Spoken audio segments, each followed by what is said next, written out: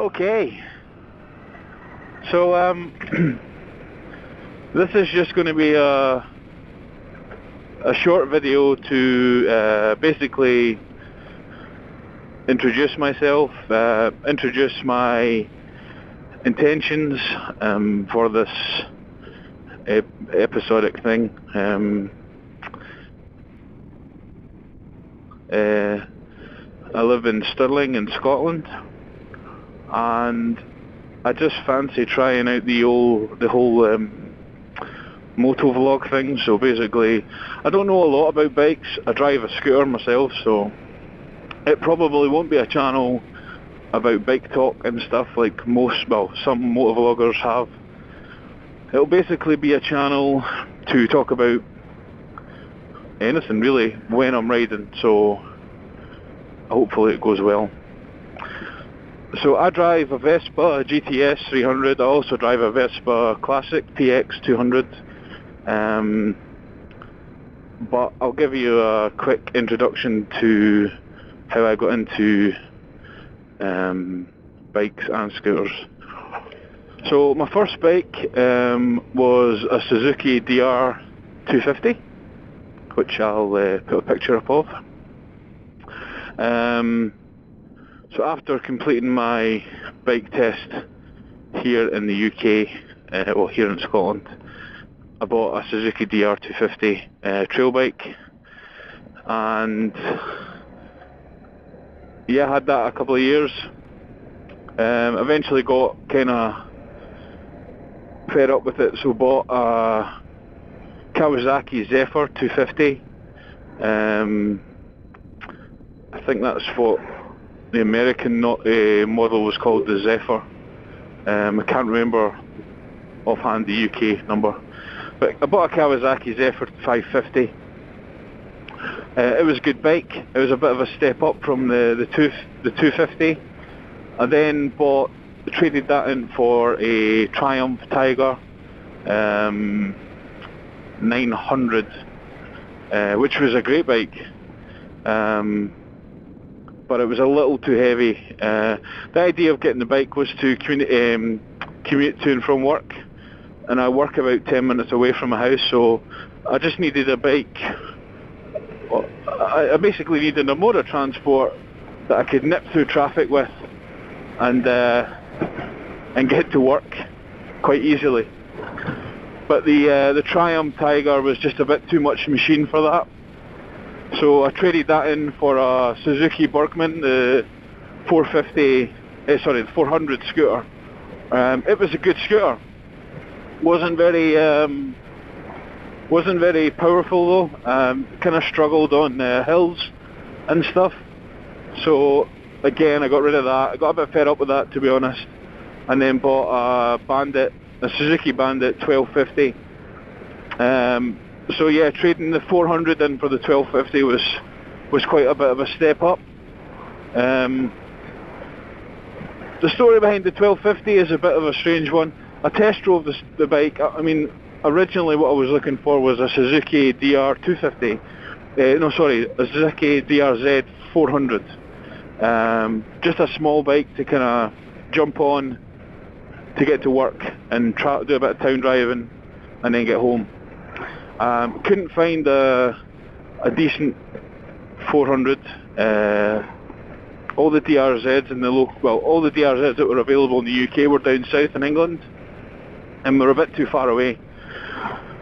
So I went to visit my local Suzuki dealer to ask about that kind of bike, and he pointed me in the direction of a Bandit 1250 that he'd got in, and asked if I wanted to test drive it.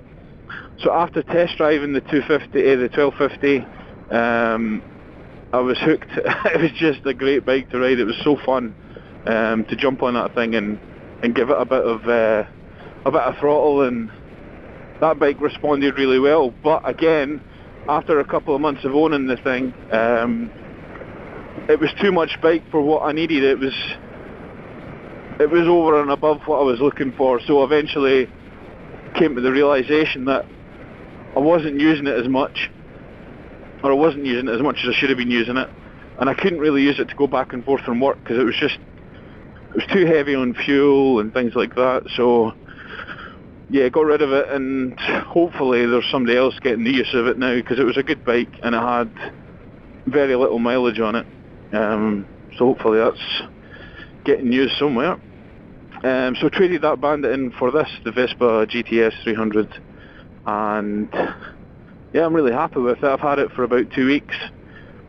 It's a great wee scooter. It's fun to drive, and I actually got talking to a guy, I believe his YouTube name is Ninja Rider 777, a guy from the States. I was talking to him today, and I noticed he had a discussion in one of his videos about motorcycle riding, building yourself up from a smaller engine to a higher engine, and how that benefits you in terms of handling bigger bikes and things like that. And I have to agree with him, but I'd also add that riding bigger bikes has actually improved my my riding in general, not just for bigger bikes. So starting off at a 250, working your way up to a 1250, and then coming back down again, you can apply all the same sort of skills that you would learn on a big bike, and it generally makes you a better rider, I would say. Yeah, so a shout out to that Ninja Rider 777. If I've got his name wrong, I'll correct it in the comment in the description, and I'll also drop in a link to his channel as well. He's got some good videos up. But like him, I'm fairly new to the whole motovlogging thing. I'm just going to try it out and see if it's for me. I like editing videos. I do a lot of editing videos for a local scooter club that I'm in. So I like editing videos and putting things together, but I fancy trying something a bit different, something that you can actually get some good feedback on, or bad feedback, I suppose, is often the case in a lot of videos I've seen. But it's also about a bit of interaction with people. I mean, I think a lot of the videos I put out there for the scooter club, basically all you'd expect is people to watch them. You don't generally get a lot of feedback. So with videos like this, I would hopefully have the opportunity to ask people questions, and yeah, and get a bit of feedback going, get a bit of a discussion going as well. What you would like to talk about, and I'm fairly easy. I mean, I'll talk about almost anything. As I say, I'm not too clued up on bikes, so bike talk might be quite minimal. Plus, I don't drive a bike anymore, so I don't know how much use I would be about talking about bikes. But even a good discussion to kick off with would be scooters versus bikes. I hear all the time about guys saying that bikes are better than scooters, and scooters are better than bikes in terms of mileage and stuff, like miles per gallon and things like that. But one of the first things I was wanting to talk about was in the UK, and certainly in Scotland, when you pass a biker and they do the old nod thing, it's a bit 50-50 here, and I've come up with my own way of handling that, which is I won't do the biker nod first. I'll leave it for them to do it first, and then I'll respond, because that way it saves me looking like a total asshole, because there is guys out there that won't nod, and whether it's because you're on a scooter, I don't know, or if they just don't do it at all, I'm not sure. But I won't take the risk of nodding first and look like a prat, because I've done it before and it's not fun. So basically, I don't know if you saw there at the beginning of the video, but there was a biker on the roundabout who spotted me and he gave me a nod, which is good, but it's I would say it's quite rare here. We can, hopefully I'll catch it on video a few times, and how many times you get the nod or you don't, but I won't nod first. It's just something I've picked up along the way. It's just, I don't know, it's to save face, I suppose. But there's a lot of scooters out there that won't nod to bikers and vice versa, and there's a lot of bikers that won't nod to scooterists, and I just think it's quite, for me it's quite narrow-minded, where we're all on two wheels here. We all need to look after each other. We all have the same sort of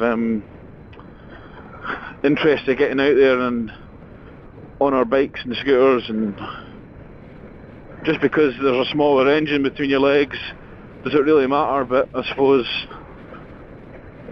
it's just for these guys to decide. I'm not very, because I drove bikes first, well, because I rode bikes first, I don't have that bias. I just feel that some biker guys have that, the pride thing. I'm not nodding to a scooterist, but I have a different view on it. I've ridden bikes before. I'm now riding scooters. I quite enjoy the scooter scene. I don't actually know how big the scooter scene is in the States. Certainly here there's a big, it's not just about scooters, it's about the music, so there's a whole lifestyle behind it, and I quite enjoy that lifestyle rather than the biker lifestyle, so that's why I chose to go down the scooter route. But I respect anybody's opinion, so I'm not judging bikers at all. It's just not for me. It's not for me. So this is us coming into Falkirk now in Scotland, and if you're watching this from anywhere other than the UK, to give you a brief rundown of where we are, if you get a map of Scotland and draw a middle line in the centre of it, that's the central belt of Scotland. So you have Edinburgh, Falkirk, Stirling, Glasgow, and Edinburgh is the capital of Scotland. Glasgow's at the other end, so the opposite end of Scotland, and Edinburgh's at the other end. In the middle, almost smack bang in the middle, is Falkirk, and that's where we are now. So we're riding into Falkirk just now, and I was having a look at Ninja Rider 777 videos, and what I was thinking at the time was it must be great to have that kind of weather all year round. He stays in Wyoming in the USA, and from what I could see from his videos, it's always kind of sunny and dry there, which is kind of rare here, to be honest. You'd be lucky to get a few dry days in a row. I think if you did, you'd have a lot more guys out on bikes and scooters. There's a lot of fair weather bikers, and I'm including myself in that as well. There's not much fun going out on a scooter or bike when it's raining. So a lot of guys here just don't do that. They just wait until the weather's decent and then they'll go out, which is what I've done tonight. It's staying dry just now, and it looks like it will do until I get home, so that's okay for me. But as I say, I was looking at Ninja Rider 777 videos, and yeah, the weather over there looks great. I mean, it would just be good to get out all the time and have one vehicle to get to work and all that stuff, and it was good to see another part of the world as well. One thing I did want to talk about, which is how I got in touch with Ninja Rider 777, was roadkill or flies and bugs getting on your lens. Basically, on Saturday, I was on a scooter ride out up to Balloch in Scotland, which is just next to Loch Lomond. And I had the camera on, and on looking back at the footage, I realised I've ruined about, well, I haven't ruined it, a fly has ruined about an hour's worth of footage, and it's just simply because a fly's hit the lens of the camera, and I've been riding at the time, so I haven't noticed it. And yeah, there's a lot of footage now I can't use because it's smack bang in the middle of the lens, which is a shame, because it was a good ride out, and I would have liked to have captured it on the camera. But I think the general consensus of the way to get around that is just to constantly wipe the lens, even when you're riding. Just take your finger over the lens, and hopefully you'll clear any sort of any bugs or whatever's on there. I think it also maybe stems down to how fast you're arriving as well. So I wasn't happy about the footage being ruined, but I've learned my lesson, I suppose, and I'll constantly keep checking for bugs on the lens. An example of that would be now. But I was surprised there wasn't I don't know, a more permanent solution. I don't know what you could have done right enough, but I was a bit surprised. So I've been and run my errand that I needed to run. I'm now going to head back home. So I stay in Stirling, which is about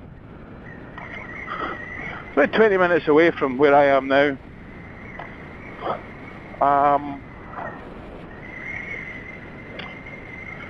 I actually wanted to talk more about the motor vloggers I used to follow. Don't really watch much in terms of videos anymore. But one of them used to be Svengali. He used to do a lot of the dirt bike riding and stuff like that. I really enjoyed his videos. Unfortunately, he passed away. I think it was a couple of years ago now.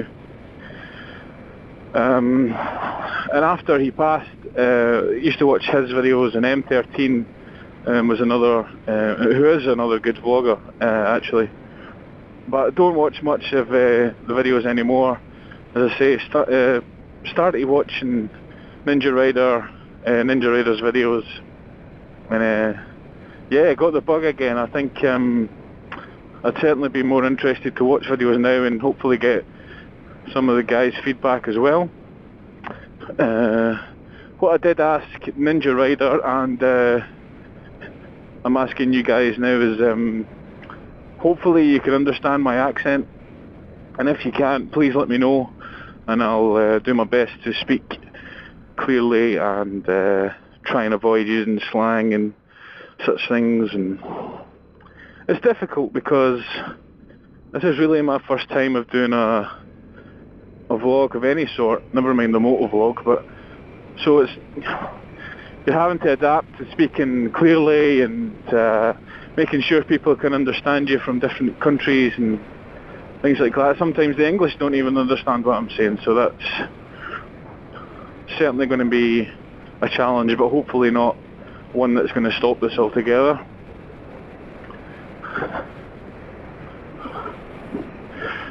So the point of the videos are to show you a bit of the landscape and things that are around about me just now in Stirling. And as I was explaining to Ninja Rider, there's a lot of good places to go riding in Scotland. But what I did say was that the weather, because it's not always so good, you don't always get a chance to go out, and I think it makes the experience a lot better when the weather's dry. It doesn't have to be warm, it just has to be dry. So we're now getting into the kind of winter months now, well, autumn into winter months now, and it'll get cold here pretty soon, but you can still gently ride up into early November until basically just until the ice on the road starts to form, and then you just kind of have to, well, I certainly have to hang up my biking jacket and call it a day there until next year. But I'm hoping to get a bit of scootering done this year, because I'd like to run this scooter in a bit and get a bit of miles on it before putting it away over winter. So yeah, I don't know where the motovlogs will take me. I would like to see some success out of them. I quite enjoy going out on my scooter, and if I can combine it with something else, and it would help me get out more a bit in my scooter as well. But I suppose the one thing I will find is topics of conversation. So I've been riding bikes and scooters since about 2006, I think. Yeah, 2006. So I've got a fair bit of experience, and I really enjoy it. I just wish I could get out more. But as I say, the weather kind of puts a stop to that. I suppose I would be what you call a fair weather biker, definitely. I don't like going out in the rain. I don't see the point. If you don't have to, then don't. But half the fun for me is getting out when it's dry like this. And as I say, it doesn't necessarily have to be warm. I can always wrap up warm, but rain just gets everywhere, man. It just soaks right through.